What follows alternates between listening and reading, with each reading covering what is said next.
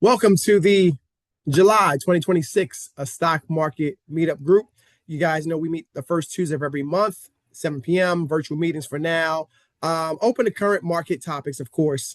All beginners are definitely welcome, and also the intermediate and a little bit more experienced investors are welcome as also welcome. It's been a while, right? I'm your host, Coach Mike, founder of Walk On Consultants.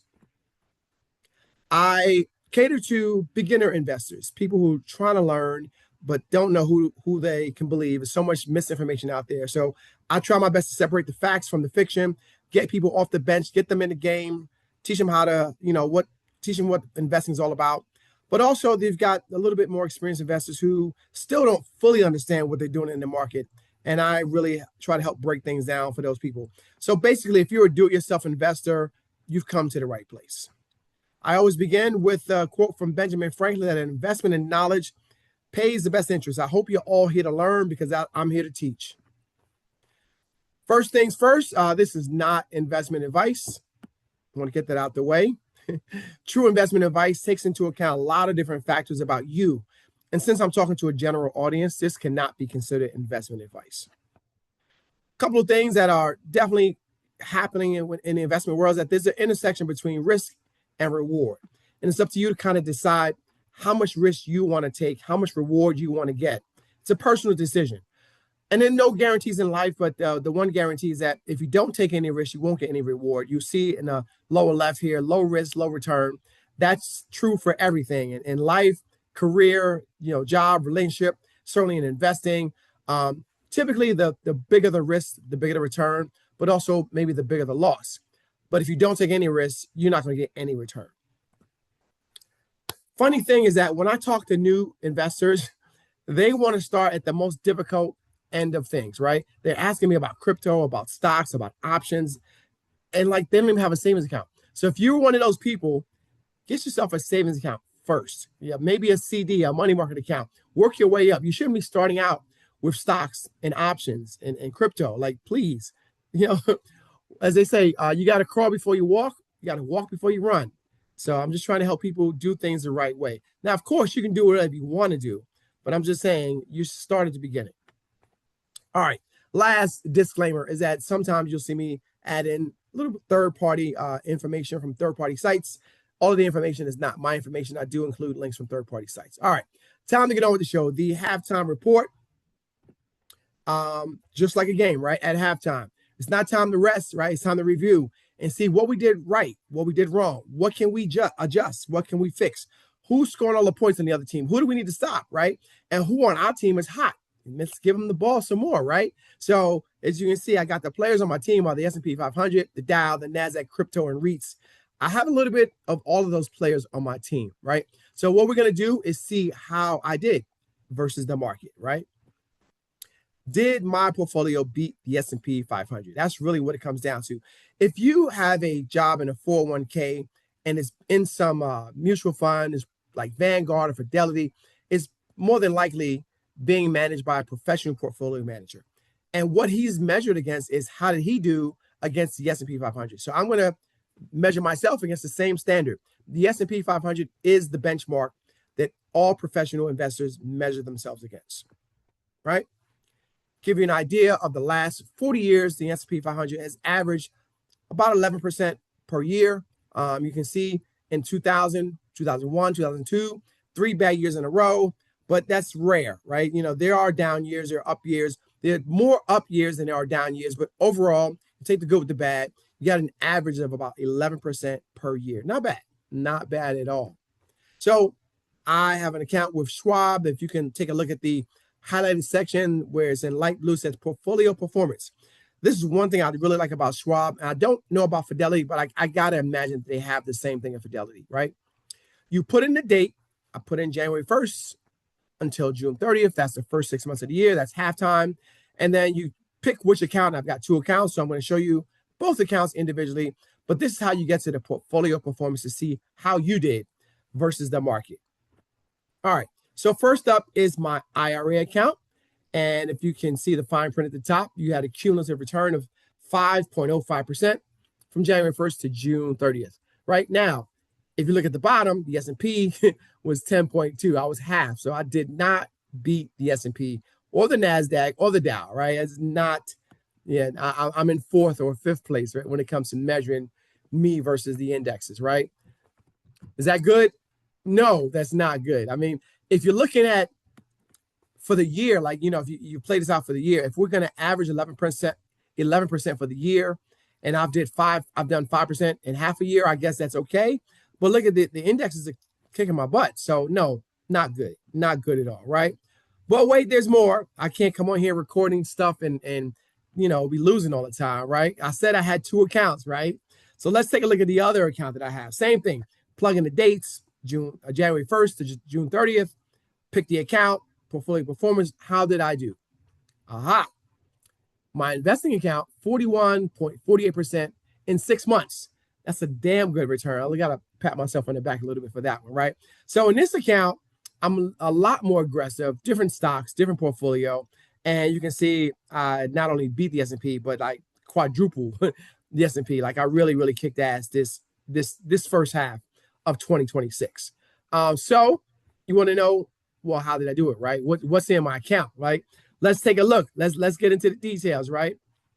My investment portfolio, the first thing I want you to notice is that there's only one stock that was down, right? ChargePoint. It's EV charging stations, right? The second thing I want you to notice that it's a diversified portfolio. I've got a pharmaceutical company like AbbVie.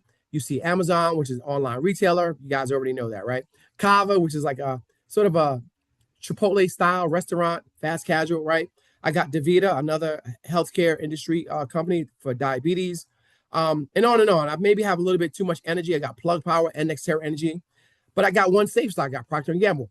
But take a look at Vertiv and the semiconductor ETF, 83% and 80%, right? So not only do I have one, I only got one loser in the portfolio. I got a diversified portfolio, and I've got stocks that had double-digit returns. DaVita was up 95%, Vertiv up 83%. The ETF, the semiconductor ETF, the stocks up 80%. So I really had some home runs in my portfolio. So this is kind of the reason why that portfolio did so well. Will it hold true for the second half of the year? I don't know. If it does, that means I'll be up 80% for the year. I doubt that's going to happen, but that's kind of rare. But I'm doing well for the first 6 months, at least in this portfolio. What about the IRA, right? It was only up 5%, but you know, I say only because comparing it to 43% and also comparing it to the 10% that the S&P had. First thing you notice, right? They're 1, 2, 3 losers. Not big losers, but losers nonetheless. And the biggest return was Taiwan Semiconductor, 45%. Now, that's a really good return, but it's not 90, it's not 85 like some of the semis were, right? After that, the next biggest one was Energy Transfer, limited partnership, which did well because of the oil crisis. So this is a much more conservative portfolio. I do have Google, NVIDIA, I've got Taiwan Semi, but I have a lot of safe stocks. I got REITs, Real Estate Investment Trust, CubeSmart, Realty Income, very safe portfolio. So different portfolios, different returns, but still diversified, just on a safer scale. So lesson 1, make sure your portfolio is diversified. You don't have to have 10, 15 stocks in your portfolio like I do, but you want to be diversified no matter what investment style you have. So now the question is, okay, you got some home runs, you got some winners, some losers. What do? Do you buy some more of the winners? Do you sell the losers? And that is the tricky part, right? No one ever talks about selling. Everyone's asking, hey, what do I buy? What's hot? No one ever talks about selling. And that's the tricky part when it comes to selling. But I'm going to tell you that I probably will get rid of the global X uranium ETF, and I'm going to hold on to Walmart. I'm going to hold on to Pfizer. So that's my plan. What about the other portfolio? I'm going to hold on to ChargePoint as well. I am going to trim some of my holdings in Vertiv and the semiconductor ETF. I'm not going to sell them, but I will trim some of the holdings. Take some profits, right? Don't be greedy. They say bulls make money, bears make money, but pigs get slaughtered. Don't forget that. Don't be greedy. So if you listen to social media like I know a lot of you guys do, right? Everyone's got an opinion of buy this, sell that, blah, blah, blah. But you've got to really sit down and look at your portfolio and kind of figure out what I'm going to do with these stocks, right? It's a decision that every investor, every do-it-yourself investor has to make. I got some winners, I got some losers. What do I do, right? So let's talk about another topic, right? Let's keep the conversation going. When to sell a stock, and this is one of those third-party links I told you about. This is from the Motley Fool, well-respected stock market analysts. They make stock recommendations. You do have to pay for their service, but I've seen really, really good information from Motley Fool. So one, if your investment thesis has changed. So what does that mean? Why'd you buy the stock in the first place, right? If that has changed, then maybe you want to sell it, but you got to know your why you buy this in the first place. If that has changed, it may be time to get out. Number two is self-explanatory. If the company's being acquired, a lot of times you don't really have a choice. You're going to be issued shares in the new company, so you don't have to sell it normally. Number three, if you need the money or you soon will need the money, right? Yeah, duh, okay. Number four is what I want to focus on, right? You need to rebalance your portfolio, which is where I am right now. Some of the stocks have gone up so much I need to rebalance. It's getting out of whack, right? And of course, number five, you see a better opportunity. So let's say you've got Nike stock, just for example, and it's not doing anything. You're like, well, maybe I'll sell Nike and I'll buy Under Armour. Maybe I'll sell Nike and I'll buy Crocs. Whatever the case may be, but you get the point. Maybe you've got UPS and you want to sell it and buy FedEx, okay?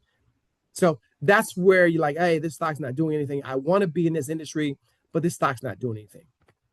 So here we go. Rebalancing. Let's say you start out with equal weighting in your portfolio. Everything is $1,000. You got $4,000, right? $1,000 in each one. Everything is equal. But over time, one stock starts to grow faster than the others. And that's why you've got to monitor your portfolio. So period one could be the end of the first quarter. Period two would be the end of the second quarter. Period three, end of the third quarter. Now you look, whoa, one of those stocks is really, really growing. It's time to maybe take some profits off the table, trim what you have, get things back in alignment, and bring it back to where everything's kind of at the same value, if that's your style, right? Maybe you're happy with one stock being out of whack. I know for me, it's too much risk in one stock. At some point, what if that stock grows to 50% of your portfolio? You really want half your portfolio in one stock? Yeah, it's time to trim it. So these are the reasons you would rebalance your portfolio, along with the other reasons I talked about. But this is what I'm in the process of doing right now. Okay, on that line, mistakes that investors make, especially the newbies, right, is holding on too long. So some of you do the same thing in relationships too, but I'm not going to talk about that, right? The general rule of thumb, if your stock is down 8%, and let's say maybe you go 10%, but you got to have some guidelines and some rules of when to sell. The thing is, cut your losses early. You were wrong. The stock's not going to go up. And the time it takes and the amount of room it has to grow back up for you to break even, it's just not saying it's impossible or never going to happen, but you're sitting on dead money for a long time. Unless it's paying you a dividend, you're just sitting on dead money. So set your rules, set your alerts that if your stock is down 8%, you should really, really reconsider selling the stock. Probably get out, but at least take a look at it and see what happened. If it's down 10%, definitely it is time to get out. But it hurts your pride. It hurts your ego. You don't want to admit you're wrong. But this is the point where you got to get out. All right. Keep calm and stay invested. And what do I mean by that? Like what I just said, right? But let me give you an example. You're on the highway, 3-lane highway, 4-lane highway, but for some reason, your lane's not moving. Maybe there's an accident ahead. Maybe a car broke down, whatever, right? So rebalancing your portfolio, and when I say keep calm and stay invested, right? Maybe you shift into a lane that's moving, right? Versus getting off the highway and taking the streets. Stay invested, stay on the highway. The stock market is definitely the fastest way to grow money, right? But if your lane or your stock isn't moving, switch lanes. It's okay to switch lanes, right? But don't just randomly do it. But like you sit, you wait, you monitor. Like after a while, you're like, hey, this is just not moving. It's not doing anything. Don't get off the highway. Don't sell all your stocks and get off the market. Stay invested. Maybe just trim something, sell something, rebalance something, but stay invested, okay? Stay invested. I hope that analogy hit home for some people. All right. Wrapping up here, monitor your portfolio. Please monitor your portfolio. You can use technology to be your friend. You can set alerts. They'll let you know when something happens, when this company's going to report their quarterly earnings. Look at your winners and your losers and set, just be aware. It's not a set it and forget it type of thing, right? It is not. It is not. It is not. Okay. If this is too much, schedule an appointment. I will help you, bounce some ideas off what you're thinking and bring some clarity to your portfolio. I always wrap up by saying that learning is a journey. It is not a destination. I've been investing in the investment field since the late 80s, the early 90s. Yeah, I know that's a long time, right?